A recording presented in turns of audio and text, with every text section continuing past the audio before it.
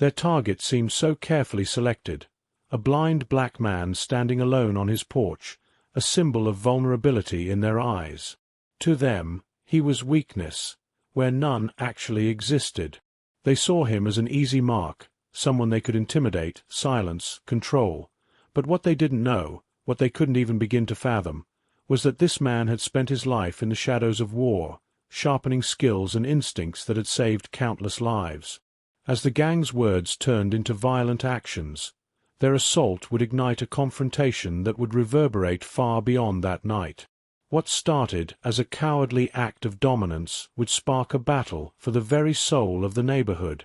By the time the dust settled, the very power structures they relied on for protection would crumble, revealing just how dangerous it is to underestimate someone who has nothing to lose and everything to protect. Before we go any further, drop a comment below letting us know where you're watching from, and make sure to hit that subscribe button. The streetlights hummed faintly, casting long shadows across the cracked pavement as Elijah Eli Walker made his way home. The neighborhood buzzed with muted sounds, the distant hum of a radio, a baby crying, the occasional bark of a restless dog. It was a place of resilience, where people exchanged nods and guarded smiles, but beneath that surface, tension was brewing. Eli tapped his cane lightly against the sidewalk, his movements slow and intentional. He didn't need the cane to navigate. Years of training had taught him how to move using nothing but echoes and instinct. Yet, he carried it anyway, an image people expected from a blind man. He passed the Johnsons' house, where Mrs. Johnson sat on the porch, gently rocking in her chair. "Evening, Mr. Walker," she called, her voice carrying warmth and weariness. "Evening, ma'am," Eli replied, tipping his head slightly in her direction. As he neared his own house, he felt it before he heard it. The air itself seemed to shift, a silence that spoke of impending trouble. Voices drifted toward him from across the street, low and mocking. Eli slowed his pace, tightening his grip on the cane. The group emerged from the shadows, a pack of 5 men, all muscular, with tattooed arms gleaming under the streetlights. They moved with a confidence shaped by years of unchecked cruelty. Their leader, a stocky man with a snake tattoo coiling around his neck, spat on the ground and started walking across the street toward Eli. "Hey, blind boy," he sneered. "Lost or something? Don't you know this isn't your neighborhood?" Eli stopped in front of his house, tilting his head slightly as though listening to something they couldn't hear. "I know exactly where I am," he replied quietly. For a brief moment, the man's smirk faltered before he quickly recovered. "What? You think you're special or something? Walking around here like you own the place? Ain't nobody gonna save you, ghost eyes." Eli stood still, his voice calm and unwavering. "I'm not looking for trouble, but if you bring it to me, you won't like what you find." The leader barked a laugh and motioned for the others to surround him. "Oh, we're going to like it just fine." The tension in the air grew heavier as the men closed in, their shadows swallowing the faint light from inside the house. The old clock in the distance chimed once, sharp and clear. Eli exhaled slowly, adjusting his grip on the cane. Trouble had arrived, just as he expected, and he was ready. The leader stepped closer, his smirk widening as he scanned Eli. "What's the matter? Cat got your tongue, blind boy? Or are you too scared to say something?"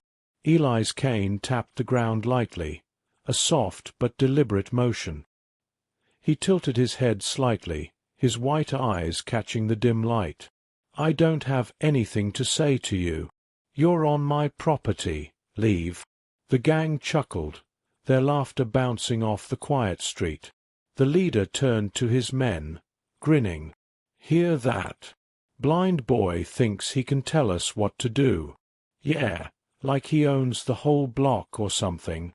One of them, a wiry man with jagged tattoos creeping up his neck, chimed in, "Walking around here like he's better than us." Eli's grip on his cane tightened slightly, but his expression remained calm. I didn't say that. I just said you need to leave. The leader stepped closer, invading Eli's personal space. You don't tell us what to do. This ain't your block anymore, it's Axel's. Eli furrowed his brow. Axel? Who's Axel? The leader scoffed, shaking his head. You don't know. Figures. Axel's the one who runs things around here now, and he doesn't like people like you hanging around where you don't belong. Eli tilted his head again, his voice calm but firm.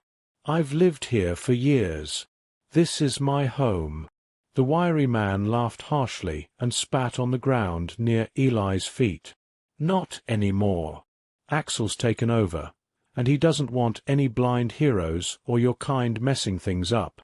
Eli's jaw tightened. My kind. The leader grinned, leaning in close. Yeah, your kind. Always thinking you're better than the rest of us. But guess what? You're not. You're just another nobody who's going to learn his place.